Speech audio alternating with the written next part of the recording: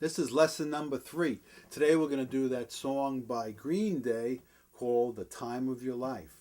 It's a great song to do. It sounds good, it's fun to play, and it teaches you a lot about chords and how they connect with each other. The first chord we're going to play is the G chord. All right, here's that G chord. A lot of times in books you call this alternate G or G modal.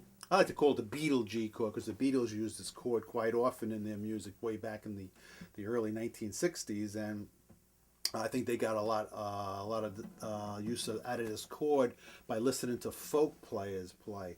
But since then, millions of bands and composers have used this particular chord because of the way it's constructed and how it lends itself to playing other chords.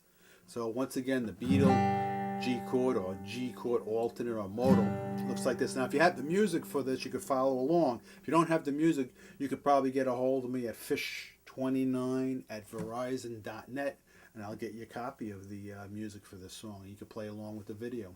Okay, so to be the G chord here, the fingering would be your second finger, 3rd fret, 6th string, 1st finger, 2nd fret on the 5th string. All right, so you got those two together, and then the 3rd and 4th finger are playing the last 2 strings on the 3rd fret. Those two, see them out there? You can hold both of them down. That's the beauty of this chord, because most of the time those things are going to stay where they are for the first 3 chords. So there it is, and all the strings in between are open. So it's 2, 1, 0, 0, 3, 4. Chords used in a million different songs. Okay, so one of the strum patterns we're going to do is going to be 1, 2, and 3, and 4, and 1, 2, and 3, and 4, and 1, 2, and 3, and 4. So what I'm doing is I'm missing the 3rd strum. I'm going down with my hand, which is really important. My right hand here to strum down as if I was hitting the strings, but I'm just going to miss the strings slightly with the pick. On beat number 3, watch. It's going to be 1, 2, and 3, and 4, and 1, 2, and 3, and 4. And it's very important to keep that wrist going like that. See, if you look at my wrist when I'm strumming, it's doing the same thing for each beat. It's going like this, right? It's keeping the time, okay? And what I'm doing is I'm just putting it down once in a while.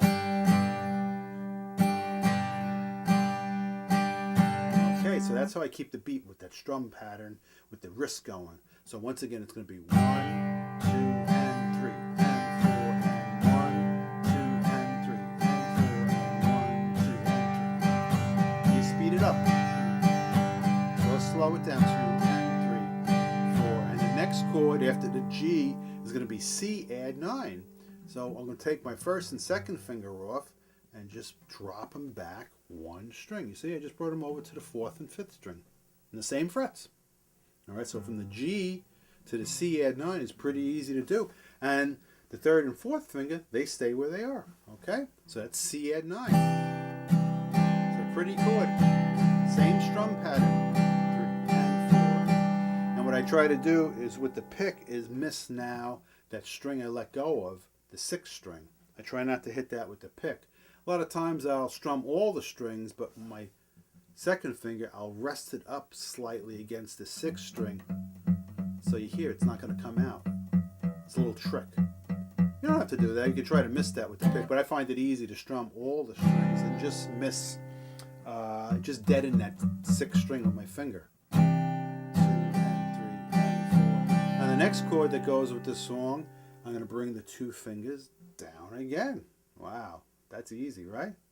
The 3rd and 4th finger stays where it is. C add 9. I just pull the 2 fingers down. See how nice that is? Just pull them down. All right, now when I do that, you don't need the 2nd finger anymore. So I lift them up. All right, so really I'm only holding it down with 3 fingers. De-suspended, that's called. Now with the picking, I try only to hit the 4 strings, the first 4 strings. If I hit the 5th string, it's not terrible. 6th string, you don't want to hit. That don't sound good. That doesn't go with that chord. So the de-suspended, 4 or 5 strings. Okay, so once again, from the beginning, the G, 2 and 3 and 4. 2 measures, 1, 2, and right, now I said 2 measures. Sometimes in music, musicians call it 2 bars. Generally, there's 4 beats in each bar, 4 beats in a measure. So for 2 measures, I got to count 2 groups of 4. Watch. 1, 2, and 3, and 4. 1, 2, and 3. Now I change. C add 9 for 1 measure. D suspended for 1 measure. Then I repeat the whole sequence of chords again. Back to the beginning. That's a chord progression. That's a sequence of chords that's repeated over again. All songs have sequences of chords. Even classical music, rock, jazz, every kind of music has a chord progression. All right, so that's what we're learning here, is not only to play these chords, but learn how to count measures and keep track where we are. Okay, so it's 2 measures of G, 1 measure of C add 9, 1 measure of D suspended. And I repeat it. So that's repeated twice. Okay, so watch it. It's going to be 1.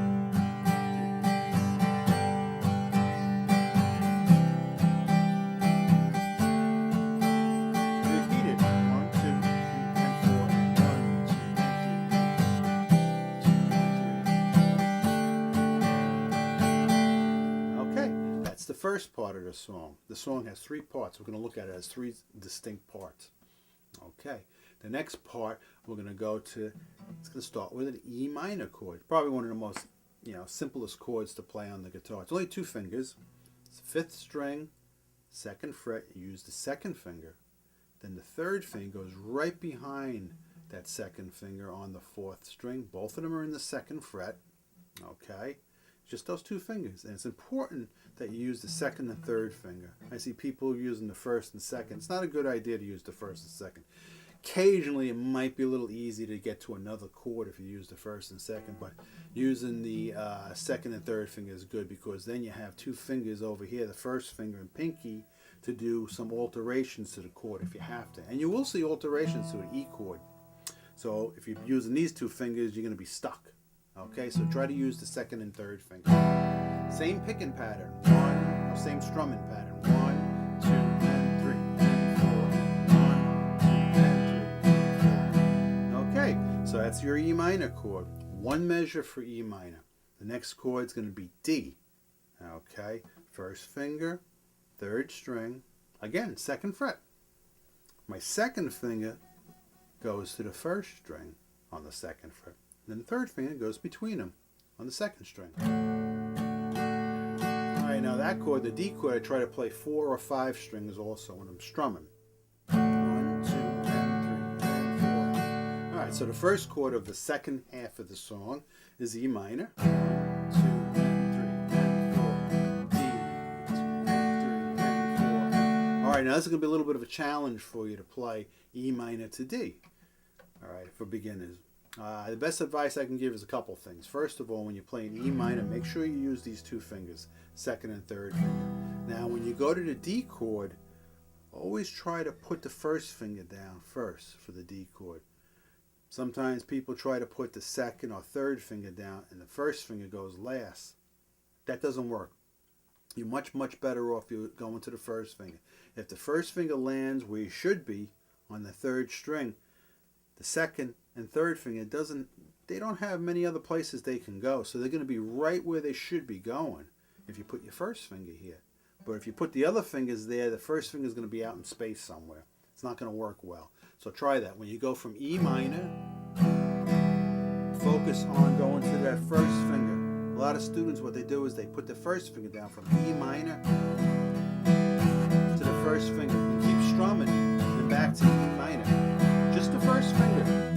Once you can do that, get him to move and get there on time. Then you can start focusing on the next 2 fingers. And if you look at the guitar, these 2 fingers are all the way on the first 2 strings. So really, that's the last 2 notes that are being played with the pick.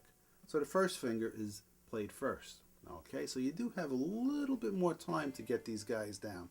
But if he's there, these guys are going to be closer to where they have to go. Okay, so always get that 1st finger there first. Go to that 1st finger right. Okay, the next chord is going to be C. Most people know C. 1st finger, 2nd string. 2nd finger, 4th string. 2nd fret, and your 3rd finger on the 5th string, 3rd fret. Okay, now with the C chord, you don't play that 6th string, so you want to get that one dead. Okay. And the last chord's going to be G. Now this G is not the Beatle G or the modal G or the G alternate. It's a regular G chord finger. 3rd finger on the 6th string, 3rd fret, 2nd finger on the 5th string, and pinky on the 1st. Alright, because you're coming from the C chord, again, I'm just going to move the 2 fingers over and put the pinky down. So once you get used to that stretch, it's much easier to get to the G chord from the C chord. It's much smoother than going to this finger and from here, because everything changes. Whereas this way, it's very smooth. It's a good way to play the G. Sometimes I play the G this way, but mainly this way. All right, so now we've concluded the 2nd part of the song. Once again, 1 measure for each chord. E minor,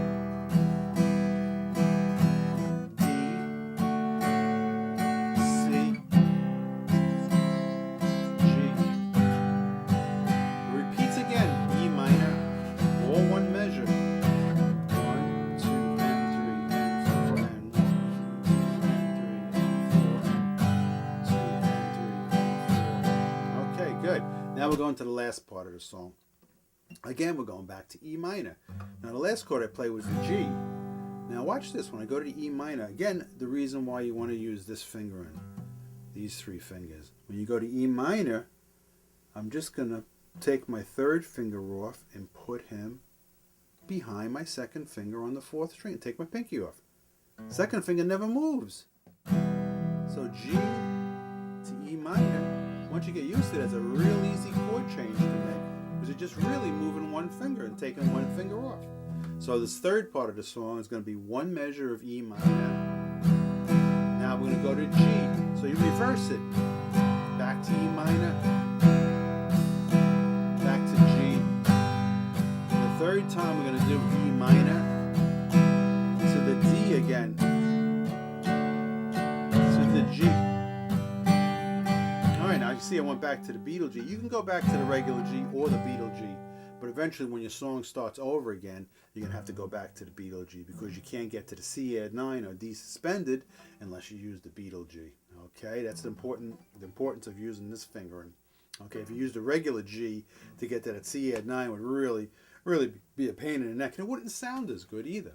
So we did this song in 3 sections. Okay, first section, I'll play the whole thing, is 2 measures of G. By the way, this strum pattern we're using is a strum pattern that sounds good with this song. If you listen to the original song, you say, well, wait a second, he doesn't sound like he's strumming too much. It sounds like he's playing.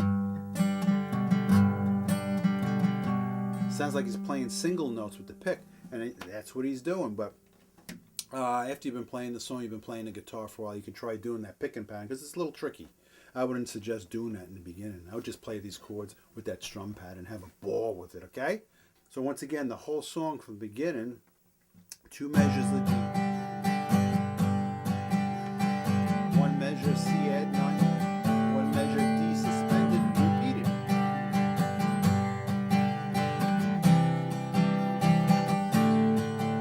E minor, D, C, G, E minor,